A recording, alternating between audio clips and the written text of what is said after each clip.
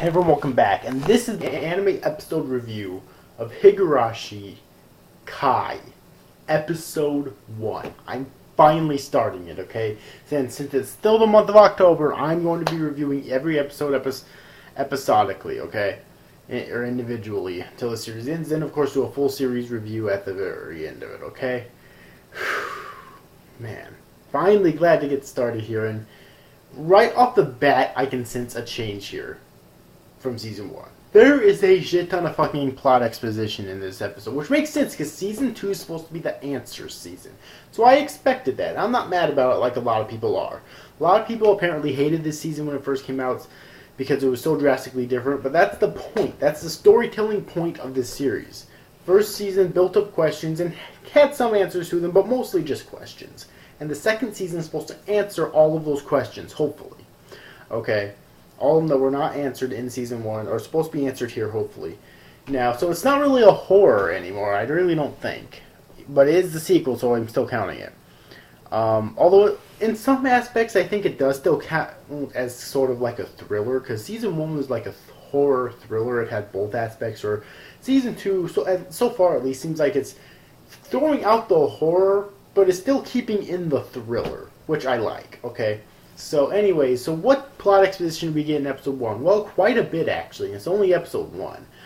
First off, we learn about this virus. Well, we learn about the Great Hinamizawa disaster, which I thought they were talking about the initial outbreak of the virus, which I think they were going to lead to is what led to all the killings in Hinamizawa to begin with. But no, apparently the Great Hinamizawa disaster happened after the end of the first season and was connected to what Rika was doing. Or was connected to what Rena was doing in the final arc of the first season.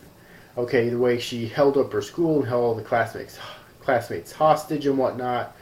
Okay, and apparently she is in this episode. This is like 20 years later, apparently, and she is in this episode. Okay, 20 years later, 20 years older, obviously, and she seems to be extremely depressed, which is completely contrary to how she ended at the end of the first season, because even though she did all this stuff, somehow she did not get arrested, and she seemed to be perfectly fucking happy at the very end of the series.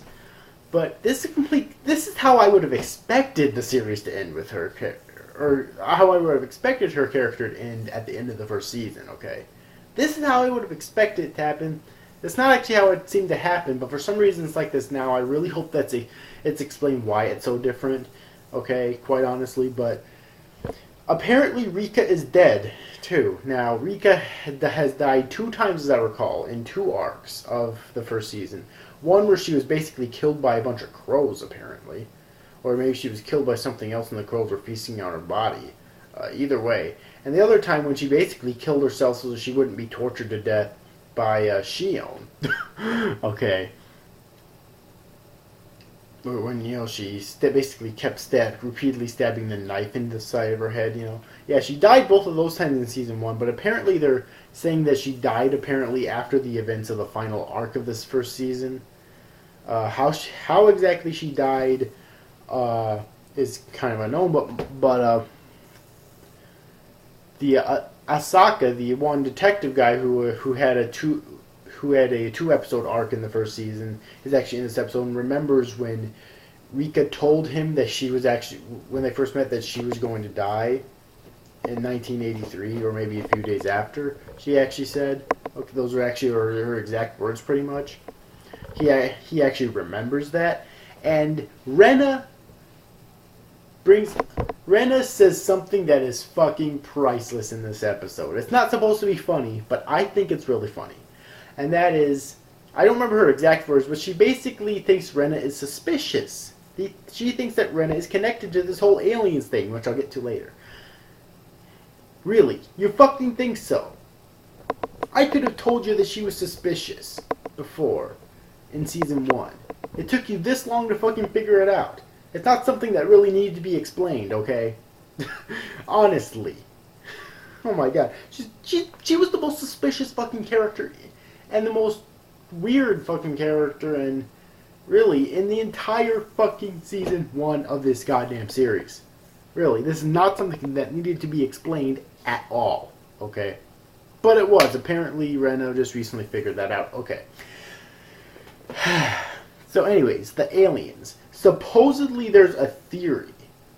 Or supposedly there's lots of people who think that the whole Hinamizawa disaster started because, at least from what I was able to get from this episode, apparently there were like aliens that landed, and there was some sort of a volcanic gas that was spread, and which basically injured people and turned them into maniacs. And the aliens, with their superior technology, actually experimented on them, but not really experimented on them, but tried to treat them, but they couldn't treat them completely.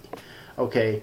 But despite that, the citizens hailed them basically as a god, and that god became known as Orishiro. Okay? And the gas, since it was still lingering around, apparently became known as Orishiro's curse.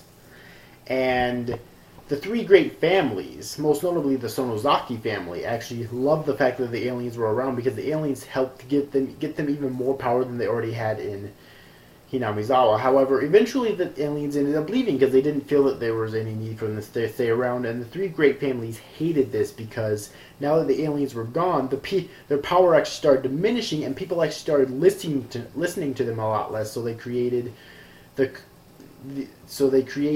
the myth of Orishiro's curse in order to basically attain their power once again.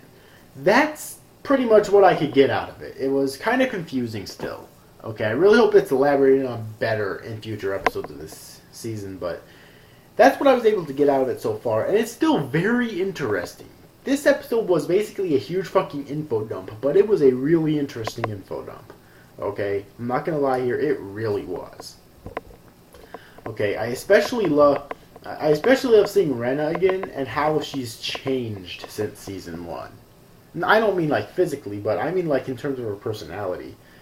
She's like I said before, as a contrast to the end of season 1, she's seems very depressed right now. I really want to know what happened in between that time with her. Okay.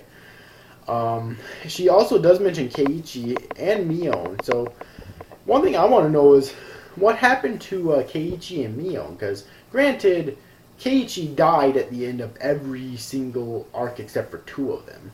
So 4 of the 6 arcs in the first season he died in.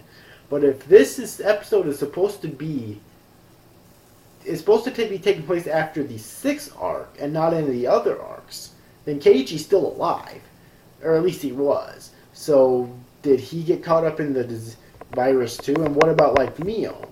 Rika's confirmed dead. But what about like Mion and Shion? Because Shion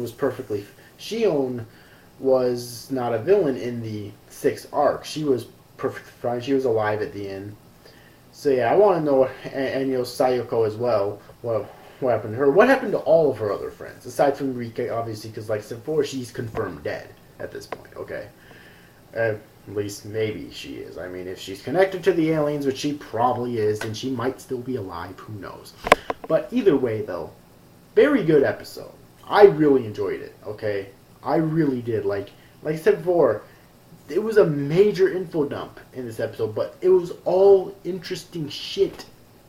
It really was. I'm so glad if I finally get to start this second season here. Okay, now if I had to come up with any complaints about this episode, it basically just has to do with the standard complaints I have with season 1's episodes, which was the art is very generic and uninspired, and the animation kind of sucks for the most part. Although I do think the animation is a tiny bit better than in season 1. That's not saying a whole lot. It's still not that good. But anyways, I hope you enjoyed this review, guys. Easy seas after, guys. Thank you for watching. Bye-bye.